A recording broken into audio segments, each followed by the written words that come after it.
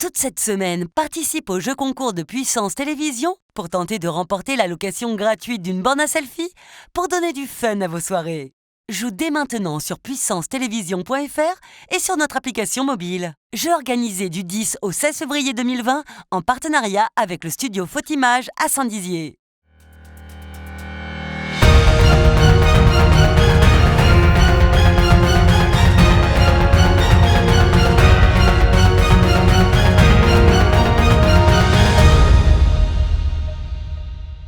Bonsoir à tous, bienvenue dans votre journal week-end du vendredi 14 février. Voici les titres de cette édition.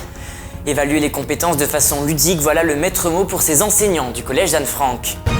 En ce jour des amoureux, nous partirons à la rencontre d'une fleuriste pour percer les secrets de la Saint-Valentin.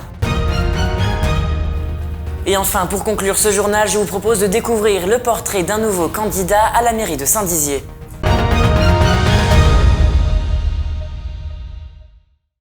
Aujourd'hui, nous sommes le 14 février, jour des amoureux, et cette fête ne concerne que les couples, mais justement l'association Au Petit Paris a décidé de faire une contre-soirée Saint-Valentin afin que les célibataires ne soient pas délaissés.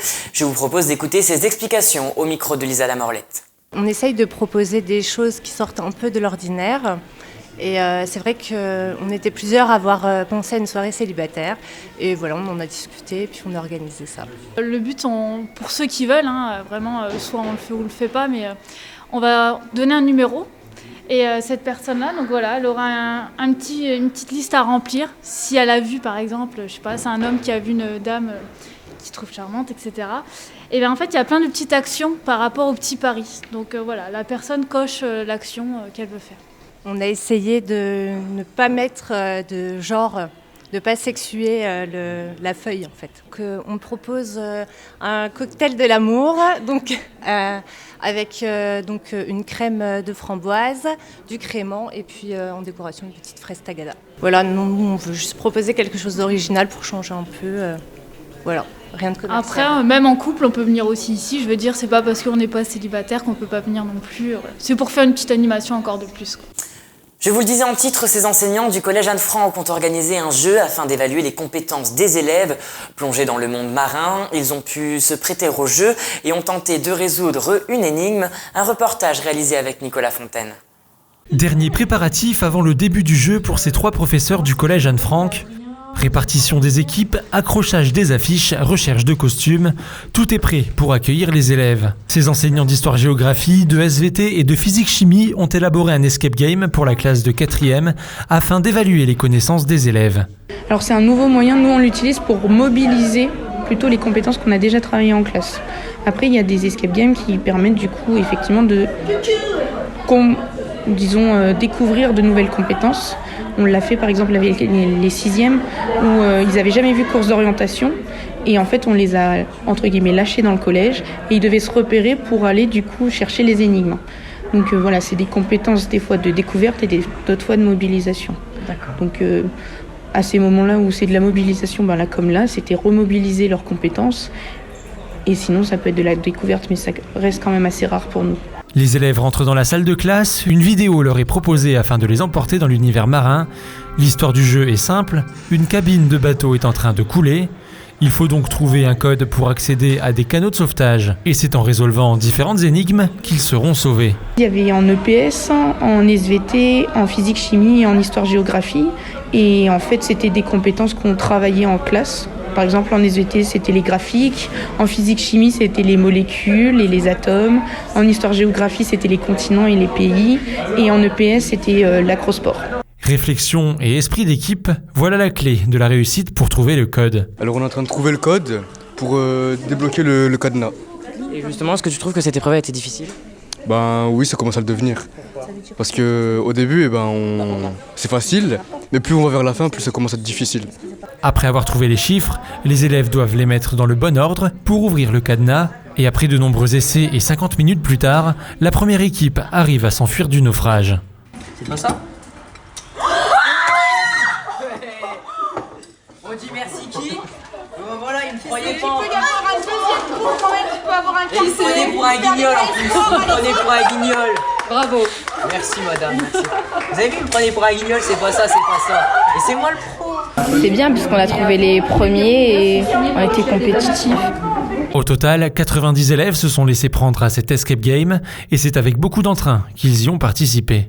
Vous avez pu le constater par vous-même, donc oui, effectivement, c'est assez bien accueilli. C'est là où on se rend compte qu'il y a des élèves qui, en classe, sont pas forcément motivés et qui, là, en fait, dans un contexte complètement différent, vont en fait faire de la physique-chimie, des SVT, de l'EPS et de l'histoire-géographie, en fait, entre guillemets, sans s'en rendre compte. Ils vont réfléchir ensemble, par groupe, ils vont coopérer, communiquer, et en fait, c'est ce qu'on attend d'eux, et sur ça, c'est top. On se dit, du coup, voilà, quand ils ont réussi et qu'on voit leur sourire, c'est là où en fait on se dit que ça y est, c'est réussi, un escape game est réussi. Une méthode qui ne remplace pas les contrôles mais qui permet de divertir les élèves juste avant les vacances. Dans un instant, je vous propose de découvrir le portrait du candidat Alain Cédel qui se présente au municipal de Saint-Dizier avec Lisa Lamorlette. Mais juste avant, revenons sur cette Saint-Valentin. Sachez que cette fête existe depuis 1496 puisque Saint-Valentin est devenu officiellement le saint patron des amoureux sur ordre du pape Alexandre VI. Si pour certains cette fête est purement commerciale, d'autres apprécient la petite attention et bien souvent l'être aimé se voit recevoir une rose. Un reportage signé Lisa Lamorlette. C'est la demoiselle incontournable de la Saint-Valentin, la star de chaque fleuriste le 14 février, la rose rouge. À quelques jours de la fête des amoureux chez Cécile, fleuriste installée à Saint-Dizier, c'est la course. Il faut préparer près de 800 roses pour le 14 février. Avant d'être plongées dans les vases des Françaises et des Français, ces roses ont fait plusieurs milliers de kilomètres. Les roses partent d'Équateur, elles arrivent à Rungis. Elles sont remises à l'eau et elles arrivent le lundi et moi en fait je suis livrée le mardi matin. Le bilan carbone de cette fleur est indéniablement très conséquent, c'est pourquoi cette fleuriste a fait le choix de roses certifiées Fairtrade. Certes, les fleurs viennent toujours de l'autre bout de la planète, mais il y a une garantie en termes de non-usage de pesticides et d'OGM, une consommation d'eau réduite et surtout des conditions de travail plus sûres et des salaires plus élevés pour les Équatoriens. Une chose est sûre, pour l'instant et pour quelques années encore sans doute, c'est la rose rouge qui l'emportera à la Saint-Valentin. Quelque part, c'est vrai que la rose, c'est universel, intemporel. On sait très bien que quand on offre une rose, on sait ce que ça veut dire. Mais sommes-nous obligés de choisir des roses de couleur rouge ? Mais maintenant, je trouve que les clients commencent à bien connaître leurs compagnes, compagnons. Parce que ça s'offre aussi pour les hommes. Et c'est pour ça que cette année j'ai parié aussi sur la couleur parce qu'on a de très belles roses de couleur. Les couleurs sont parfumées contrairement aux rouges qui le sont beaucoup moins. Offrir des roses à la Saint-Valentin, c'est tout un art. Il paraîtrait que chaque couleur a une signification, rouge pour la passion, jaune pour le pardon, blanc pour dévoiler un amour secret, et on dit même que si l'on mélange du rouge et du blanc, cela veut dire nous ne faisons qu'un. Même chose, le choix du nombre de roses ne se ferait pas à la légère. Une rose pour un coup de foudre, 2 roses pour demander pardon, 9 roses pour dire que c'est pour la vie, ou encore 12 roses pour une demande en mariage. Mais il y en a qui n'hésitent pas à faire exploser le nombre de fleurs. Mon client à 21h, parce que j'étais encore là à 21h. Mon dernier client, s'il regarde, il va se reconnaître. Il me restait 75 roses, blanches et rouges, et il m'a pris la totalité. Chaque année en France, 22 millions de bouquets de roses sont vendus. Un cadeau éphémère pour un amour que l'on voudrait éternel.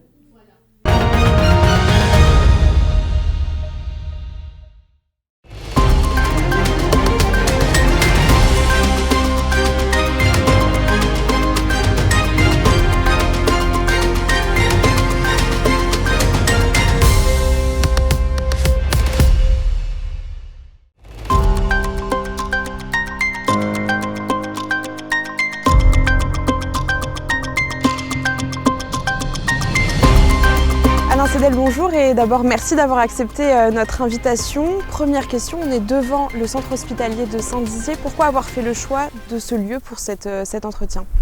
Bien, écoutez, oui, je vous remercie moi aussi de m'avoir convié, de m'avoir laissé choisir effectivement un lieu. J'ai voulu à tout prix être devant l'hôpital car pour moi, l'hôpital c'est un peu une sorte de baromètre de notre ville. et de notre vie à tous. À un moment ou à un autre, on doit tous y passer. Et on l'a choisi avec mes colistiers et moi-même parce qu'effectivement, ça nous paraissait naturel. L'hôpital, c'est essentiel. En même temps, actuellement, l'hôpital a des gros problèmes. Il y a des problèmes notamment d'urgence, et il a aussi des problèmes de spécialité. Alors nous, les socialistes, on s'est longtemps battus pour que justement toutes les spécialités qui fonctionnaient à Saint-Dizier perdurent, et donc on a réussi à les sauvegarder.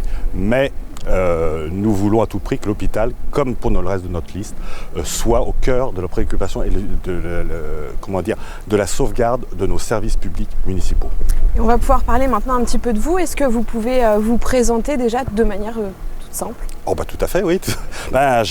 J'ai 55, je vais bientôt sur mes 56 ans.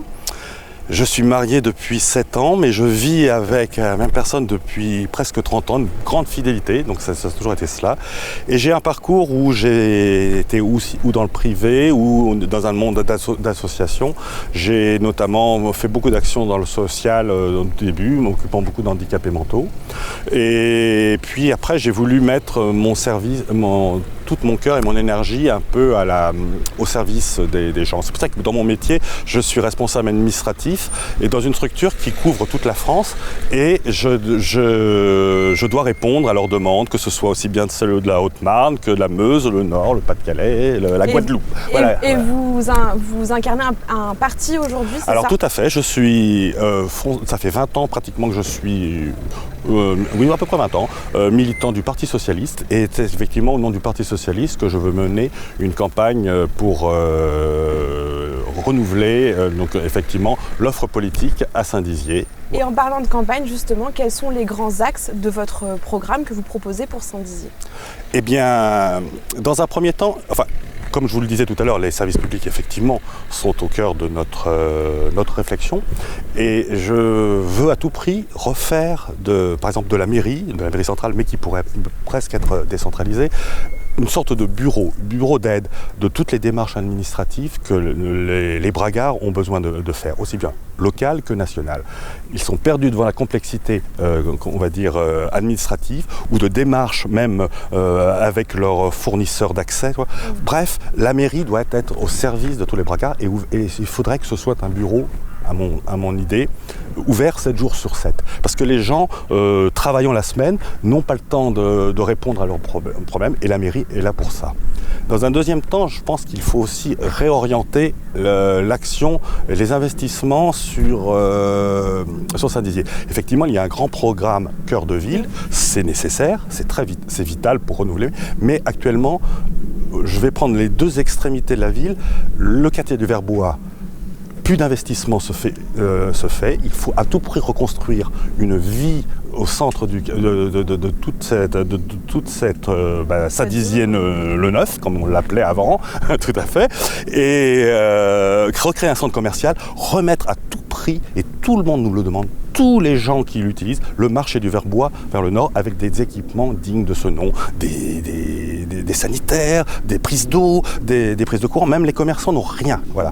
Et à l'extrémité de notre territoire, il y a aussi effectivement tout le quartier de la Noue. Et là, quand on parle de l'usine Seb, qui a brûlé il y a maintenant à peu près 6 ans, elle est restée toujours dans le même état, elle ruine, les toits en amiante s'envolent, et tout le quartier est contaminé. C'est un vrai problème de santé publique, et il va falloir que la municipalité, d'un point de vue très volontaire, la nouvelle municipalité qu'on va incarner, un programme volontaire pour résorber ce nœud d'insalubrité. Je vous assure, les riverains sont venus nous contacter, ils savent plus comment faire, ils ne sont pas écoutés. Et je penserai le dernier axe, qui je pense aussi très important, c'est d'un point de vue de décision. Il faut à tout prix que l'on instaure de la décision et de la démocratie participative à tous les niveaux. Il va falloir que nous créons des conseils, ou relancer les conseils de quartier, mais aussi créer des conseils pour les jeunes, des conseils pour les seniors, le conseil du handicap, voire même une population avec laquelle on décide, qui n'a jamais la voix, et c'est là mon côté fibre socialiste, un conseil des étrangers. eux-mêmes ne peuvent pas donner leur avis, ne peuvent pas voter. Je vais devoir vous couper malheureusement. Mais voilà, mais c'est pourquoi je vous remercie, mais c'est ma passion. Moi. J'entends bien et je vais vous donner la parole sur un dernier sujet. Justement, un bragard, Jean-Jacques, qui dit, qui nous écrit en disant « Je n'arrive pas à avoir un médecin traitant à Saint-Dizier. Quelle solution proposez-vous justement pour faire venir les médecins à Saint-Dizier ?» Vous l'avez fait presque exprès, vous l'avez choisi hasard cette question? C'était... Parce que moi j'avais choisi l'hôpital, je ne savais pas quelle était la question qui allait être posée. La question était sélectionnée avant, mais du coup... D'accord. Que répondez-vous? Eh bien, alors... Effectivement, nous avons depuis maintenant peu de temps deux cabinets de télémédecine qui se sont installés. Effectivement, cela permet de désengorger peut-être une partie des urgences de l'hôpital, mais effectivement, ça ne répond pas aux problèmes quotidiens du médecin traitant. Mais le problème, c'est que la médecine est libre en France. La médecine est libérale et effectivement pour faire venir un médecin il faut qu'il y ait, je dirais presque une chaîne, et il faut à tout prix qu'on crée une maison de l'internat pour que les médecins puissent, en liant le lien avec l'hôpital, pour que des médecins puissent être les tuteurs de ces futurs internes. Et là, s'il y a cette filière, je dirais, médicale continue, entre la médecine de ville et la médecine hospitalière, nous pourrons arriver à avoir des nouveaux médecins qui viendraient s'installer sur l'agglomération de Saint-Dizier. Donc pour vous, voilà, c'est faire un relais entre tout ça. Ça paraît évident, parce que de toute façon, on ne peut pas imposer à un médecin de dire, s'il n'est pas de notre agglomération, il ne la connaît pas. On a aussi un manque de rayonnement d'un point de vue, je dirais, touristique. Les gens vont aller en Bourgogne, et pourquoi ils n'iraient pas chez nous à Saint-Dizier? Il faut le faire connaître. Mais des équipements de liaison, je veux dire, entre la médecine de ville et la médecine hospitalière, c'est ce qui fera venir, je pense, les médecins. Mais il faut vraiment une politique volontariste de la municipalité pour y arriver. Merci beaucoup Alain Cédel, en tout cas, d'avoir accepté cette interview. Je vous remercie, c'est moi. Au revoir Lisa.